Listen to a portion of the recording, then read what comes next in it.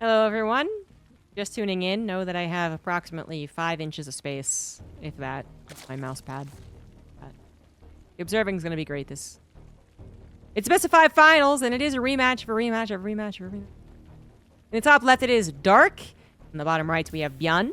Dark has been on a bit of a tear, playing anything that he wants to and winning a lot of it. And he has been winning against Byun pretty reliably the last 5 times they've played. It's been fairly close, and last week they did have a pretty nice best of 5. I wouldn't say it was one of the best ever, but it did have 5 games, and Byun looked like he was going to make a comeback happen. But game 5 was still pretty one-sidedly Dark, if I recall correctly. So Dark's just, like I said, he's been playing anything that he wants and winning a whole lot of it, and seemingly doing so while also playing whatever style he wants and doing Dark things that you would expect, including, but not limited to, mechanical problems. He's still winning these games against these top-tier players while also notably getting supply blocked. I mean, you could call us overly critical when it comes to casting Dark sometimes, but it is because there is such a dramatic difference between how often you would notice a mechanical mistake with some other Zergs and with him. But it just makes him all the more interesting, doesn't it? The flaws that make people interesting, right? Yeah, totally. And Dark really is an example of that. It's, a swagger. Family man now. He's a representative of the olds. Although almost everyone in StarCraft is old at this point. He's got a fun play style. He's got great, banter when he wants to. Like, he's like almost a whole package, but on top of that, he also occasionally reminds you that he's human. And if he can get supply blocked at 34, whatever the hell that he does all the time, then you can too, little baby girl. You can too. It'll be just fine. Dark is going to go ahead and start things off by cheesing. This is very unexpected. Not that Dark doesn't cheese, but because rather it's on Oceanborn. Now, Byun is going to see this later hatchery, and really the alarm bells should be ringing primarily for the Roachhorn. The Lings, even if there were more of them, and this time around we just have 2, is manageable with anything, basically. We did have 10 Lings earlier today with a Rainer series versus Spirit, I believe, and that was interesting. Generally 2, 4, maybe 6. All things can be dealt with. 2 Marines, the Reaper coming back home. It is the Roaches that follow up that are the real problem. If Byun just completely forgets that that's a thing that exists and refuses to try and scout for it, then yeah, he could take damage. But in what world would you ever do that, particularly against Dark? So of course Byun was scouting around for the attack, and it helps that he didn't have to bring his Reaper back home. Things were dealt with. So he knows 100% this is on the way. The question is, can Dark find damage still? And if he doesn't, why does Zerg still do this? That would be my ultimate question. It has gotten way worse since the Cyclone has moved over onto a tech labless factory. It's just such an easy response. On top of what is now, I would say... You don't always scout this, but, it is also the Link follow-up, by the way. This is what I think Dark was hoping to catch Byun off guard with, was that it wasn't just the Roaches, it was also Speedlings. And without a bunker on the low ground, Byun would have had to have lifted, lost his SCVs, and then would have been in some trouble because he wouldn't have expected the Lings. He wouldn't have been able to raise the supply depot. But even though 11 SCVs go down, that bunker holds strong, and that's really what was necessary. The bunker holds, and with the hold, Byun basically wins. Right now, the supplies don't look that bad, and the Cyclones are actually going to die here, so that's less supply, but the bunker's still intact, guys. Keep in mind that Byun is on 3 command centers. And Dark is still only on 2 hatcheries. We are talking about a literal lack of larva. You just cannot thrive in this position as the Zerg, because not only is it 2 bases versus 3, I don't know if we've been consistently injecting. We are producing Lings, not just Roaches. That's the really larva-intensive thing about it. And, I don't know, a host of other reasons why the Zerg player is just, it's so early and it's so all in. Not even Dark can recover from a failed opener here, and he's pretty good at recovering. He's not going to try and recover. He's going to double down on the all-in. Scan of the natural reveals a lack of drones. That's all that Byun needs to know to be cautious. Second bunker was already on the way regardless. He is not playing around. And I have seen Dark get Terrans with those little Zergling additions. It's kind of one of his moves right now on the all-ins that he does versus any race and any type of all-in, is that he does try and get these Ling surrounds when the player isn't anticipating them. And it's just so early that is very easily not to anticipate. But if you do, you know, when you do take that extra step to get a bunker, it's I don't know. Can a Bane like this work? Oh my god, is this actually gonna work? I kind of forgot about this game. Honestly, I was ready to move on, but there's a little bit of kick there. Both bunkers went down. Third bunker couldn't get accessed. And Marines also got hits, very few of them left over. 2 Cyclones, though, weathered the storm. 2 Cyclones, 4 Marines, and a medevac. What else do you need? Follow-up Ellen doesn't win, but it does, I guess, kill a lot of SCVs. But that was 20 SCVs killed that were built in the span of the time Dark needed to, like, do the second attack. That's a crazy amount of SCVs that had been gotten to and are going to be so easily replaced. It's insane. It's like that didn't even happen. Dark is still behind by 5 workers. Now there's a wall. I love that he's still putting bunkers down. It's a real, like, I think this Ling edition worked matches ago against Byun. And probably occasionally works just because Byun is preoccupied with other things. There's a little more of a convincing Ling attack first. There's the Reaper doesn't die. There's an open Reaper for some reason or something like that. But I think for the most part, this is a build that really works against someone who's not expecting it whatsoever. So the Terran players will try and skirt the edges. You know, they'll try and be as safe as possible while proceeding to not get a wall immediately, not getting a bunker at all in this matchup sometimes, right?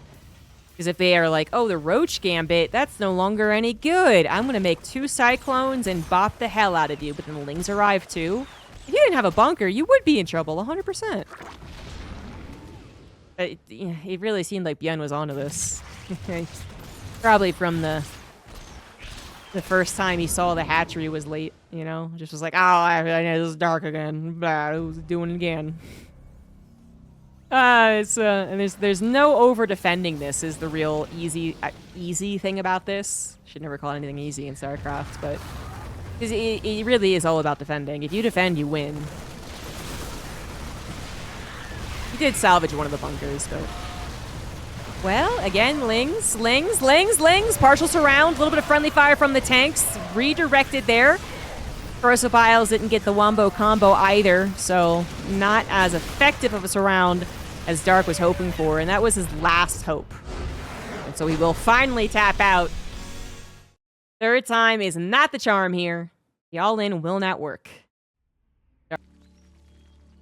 Game number 2 is going to be on Dynasty. Bottom left, or top right. In the top right, we do have Dark. Bottom left is Byun. Adding a point to his name. Got myself confuzzled. So Dark goes for one of the cheesiest and honestly one of the most reliant on an extra sneak attack, I guess. Like, this is not just an attack that relies on the first presence, the Roaches and Ravagers, to win the game, to be a surprise. The Lings also have to be a surprise. So it's like, a cheese is already the most effective when it's totally unexpected. When it's not scouted and they're not thinking about it, then cheese works really, really well. But on top of that, you then have to ensure that these Lings like get a surround, or there's no bunker, basically, I guess. That they don't anticipate the Speedlings as well.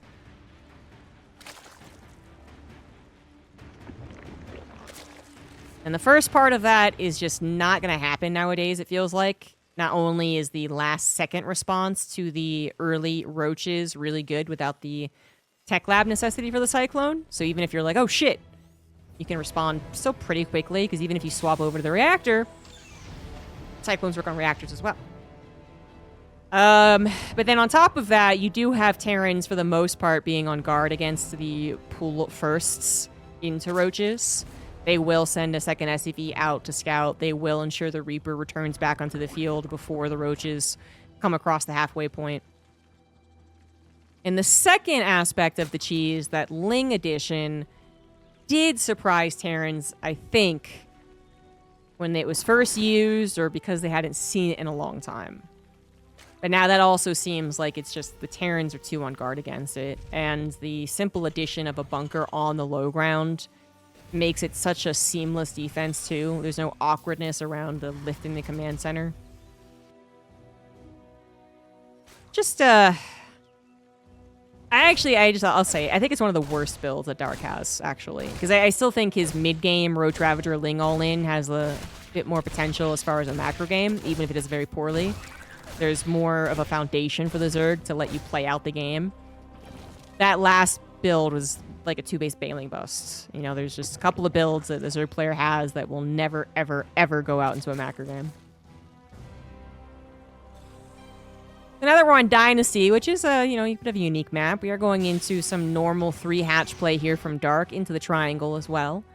Byun did take the base, the so-called safe natural. That's a little less safe against range units. And so the Terran gets the advantage. And no third CC. So here's the really important difference. Byun did this last week, and what really made this 2CC 211 effective was, I think, the follow-up changing from what it used to be, I guess. Like, Byun... How to say, like, Byun's follow-up to this was really what got Dark messed up. Now, Dark still ended up winning the game that Byun 2-1-1'd on. Again, 2-base 2-1-1, the really old-school version that is never done, except Byun's bringing it back. That's it. Last time this happened, Dark defeated it. He did technically over-defend. He did hurt himself over-defending, but then it went into a macro game, and Dark eventually won the late game anyway. God, was that the one that went into Swarm Hosts? Oh my god. I might have been. Jesus. Stupidly long game, and there were Swarm Hosts involved. Anyway. But the 2-1-1 itself is very figured out. If you want to figure out it's 2-1-1, which actually Dark has not done, he also doesn't know if it's 2 bases or not, because there would be no supply depots at the front. This is why maybe he's choosing to do this on this map, because it is harder to scout that it's a 2-1-1. That was a lot of Marines, so clearly it's not a 1-1-1, but it could be a 3 or 4 racks, I guess, technically. This also could be some type of weird, like, 5-6 Marine and then 1-1-1 medevac drop. I guess, like, a Gumiho could do or something. I think he did only see 6 Marines. The rest are coming up now. So, maybe you're not 100%, okay, this is definitely a 2-1-1, because I can't tell all these other signs, the lack of supply depots for a third CC. I can't see literally into the main base. I don't know exactly how many Marines you have, yada, yada, yada. Dark knows this is a build that Byun can do and is not going to take chances, because even if it was just a 4 racks, clearly you still want units against that. And so the roaches are made, the queens are made, the queens are now in position. The roaches a little less so, Yeah, those queens did not actually know where they were going to. Didn't realize the army was in fact waiting there. They went preemptively. They waited for a potential hop into the main from the triangle base, perhaps. Instead, they were caught all alone, and now we do have that problematic triangle hip-hoppy situation going on. But 4 queens went down. Those 4 queens are supposed to be on the high ground right now, deflecting exactly this. Exactly that. With the roach split, now you're not going to take any more damage, but it just sucks. You can't really punish them with queens every which way. 52 drones for Dark on 3 bases. Byun moving on to his own 3rd. Obviously, you get this now in a more natural location, one that has a choke where you can put in the supply depots eventually. And as far as an aggressive 1-1 Roach all-in goes, probably not the map to do it. We have seen it, though, so I'm not going to say that 100%. It's definitely not 100%. We have seen the all-in on this map. It's just once you reduce the amount of points the Terran has to worry about, and you reduce the amount of concaves you can get, it does get worse. The addition of the Nidus Worm changes things up dramatically should the Nidus Worm actually get up and running, but that isn't a whole other question. So, you know, imagine just literally nothing but roaches trying to force their way through this one choke with no other option available. Doesn't sound very pretty. Byun's follow-up to the 2-1-1, by the way, was not nearly as, I think, confusing as the previous game he did this on. Like, it really, it looked like he was going to 2-base attack, and then it wasn't. And then his third CC was really also not very well timed because it was a 2-1-1 to begin with. But then he also delayed taking it, I think. It was a different map. And then he literally turtled, as opposed to doing any type of typically aggressive Byun thing. And I think that did throw Dark off, who was really, he was anticipating an attack at any time. So he made nothing but army, but didn't do it in a way that was for an all-in. He just was playing very defensively. Then it became clear that Byun was turtling, and Dark went, oh, and then moved on to the late game and still won. There's not as much ambiguity. This really is just like the 2-1-1, 2-drop into 3cc double engineering bay. No additional medevac drop heading off to the left or right. He also, I think, never did this type of push with the 2 tanks. And just literally, as I said, turtled, like no pressure whatsoever. This time around, again, perhaps because of the map, he is actually pushing out. 2 tanks positioned in this location. We know he's brutal on Dynasty. Zerg player is still wanting to take this gold, though, no matter what. Marines actually jumped on top of the Ravagers, thinking they had an opportunity there. They weren't exactly wrong. That was before 0-0, or 4-1-1. So some of the Roaches and Ravagers already going down. In fact, perhaps too many. That hatchery is not going to be saved. Dark was, once again, he was kind of in position, but he wasn't really ready. Just like the Queens on the main. He had his concave, he had his Ravagers, he had his army, but it actually wasn't ready. Because if it was ready, it would have, well, A, combated this better, but then B, probably would have tried to stop the tanks from sieging. Now it's coming in post-tank siege, trying to get the most efficient battle, and it will finally dislodge this. With time, Dark was able to accumulate enough forces, but he did lose the 4th hatch, and he did lose a lot of the units, and Byun was not super committed to that attack. Dark is on his way to Hive already, and is looking like he's going to go into Lurkers. Byun is going to 8 racks. No, 4th CC is done. 4th CC is done. Moving on over. Actually, Dark attacking before that. 2 tanks sieged up, trying to help out, but not enough coverage for them. Hold the phone. No. High ground tank's pretty OP, actually, when you don't have high ground vision. Okay, that's pretty good. Never mind. Dark's not going to win there, but he did take a pretty good battle. 4 tanks in total have gone down, and the resources lost. Dark is losing, but that's the Zerg's lot in life, isn't it? Killing the tanks, keeping that count reduced is usually a good sign. But the 4th base does come down without interruption. SCV is finally moving on over from the back path, which is open now. Byun, understanding that, is now a weakness, has 2 tanks protecting this really, really small choke. That will not be something Dark will push the issue on. Probably wise.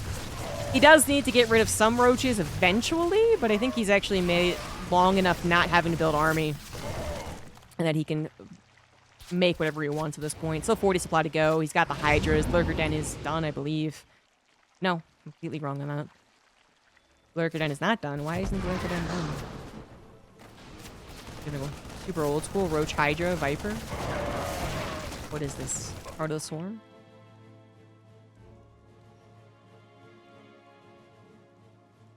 No, this is actually a little confusing. Why doesn't he have Lurker Den? Well, he's not sitting there trying to make Hydras into Lurkers, so, I mean, I think he knows. Oh, maybe he was. Maybe he was trying to make Hydras into Lurkers. Whoops, that daisy. Hydras do provide DPS.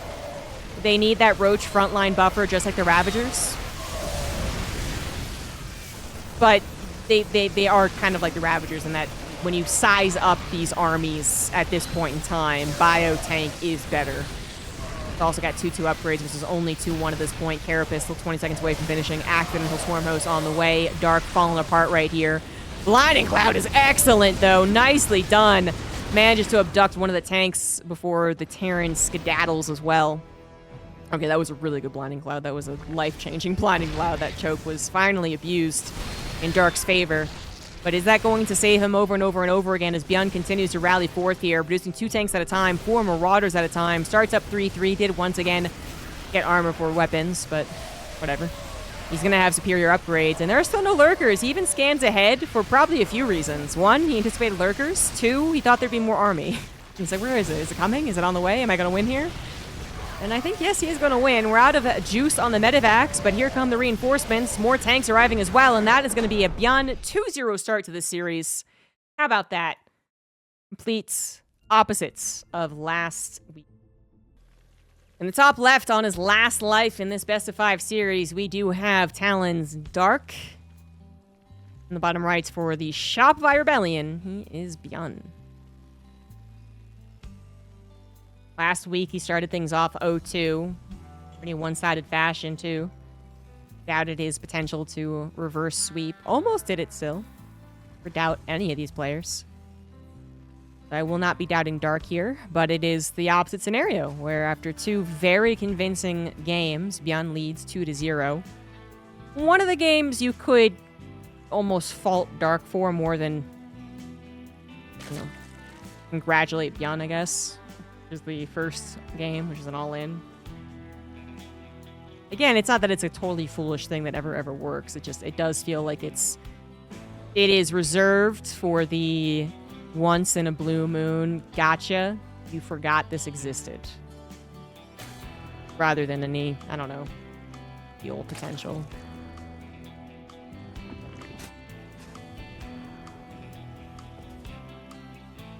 Hatch gas pool for Dark. Byun going for the 1 Rax expands. Hasn't brought out his 2 Rax as of yet.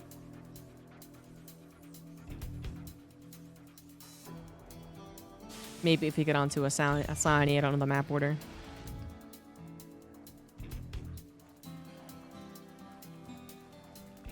Cat camp.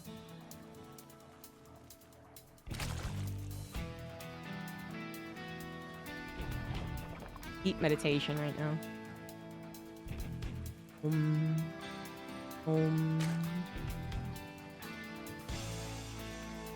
I've shifted my entire body to the left to try and give myself more mouse space because I'm a cat, and I'm also inadvertently giving myself neck pain.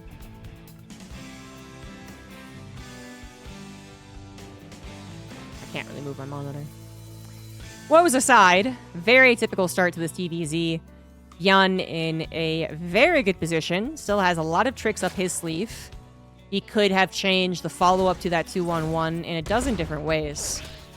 Some better than others, of course. And so he now has 2 games to give, as they say, to experiment with that. If he really wanted to do something wacky, then he could go for a battlecruiser opener. Threw out the weirdest thing I could think of, which at one point was the least weird thing. Battlecruiser openers have really died down the professional scene. It is another 2... Oh, no, this isn't a 2-1-1. The last game was literally the 2-1-1 build, the one that everyone learned back in 2016, because Byun did it every single game. This is the economical 2-1-1 and a little bit safer as well. You do actually have the factory producing even 2 Hellions is more map control and better Ling defense than a growing number of Marines. Eventually the Marines are good, but they need numbers.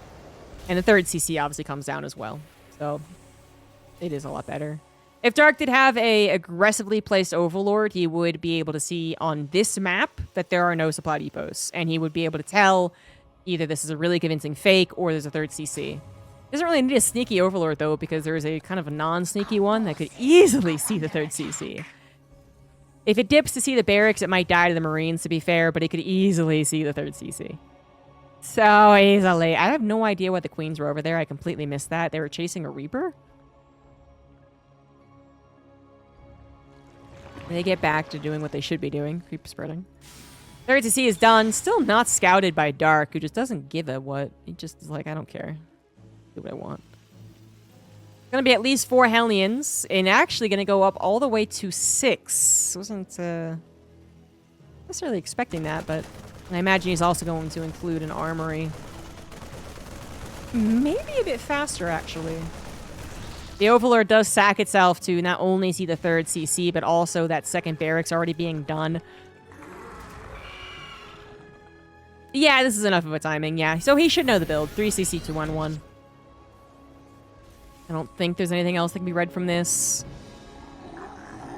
It's not a 4-ax. The factory's clearly producing Hellions. Starport must be on the way. Even though it doesn't have to be positioned ASAP, it, does eventually want to produce 2 medevacs for 16 Marines. This might be a slight difference of his other build order. He has another build order that's a bit cleaner into the 3CC, then second barracks, I believe. And then it's also... Oh, I think it's a 1-1... Wait, is it? No, it's not a 1-1-1. It's a 3CC, then second barracks, then 2-1-1 with a Banshee also built without cloak. And basically, I think no matter how you slice it, it is going to be a faster armory as well, by the way. No matter how you slice it, like, you need the medevacs only when you have enough Marines to use them. So, I think kind of either direction, either build, that's what's happened here. The medevacs are out as we have 17 Marines, almost perfect.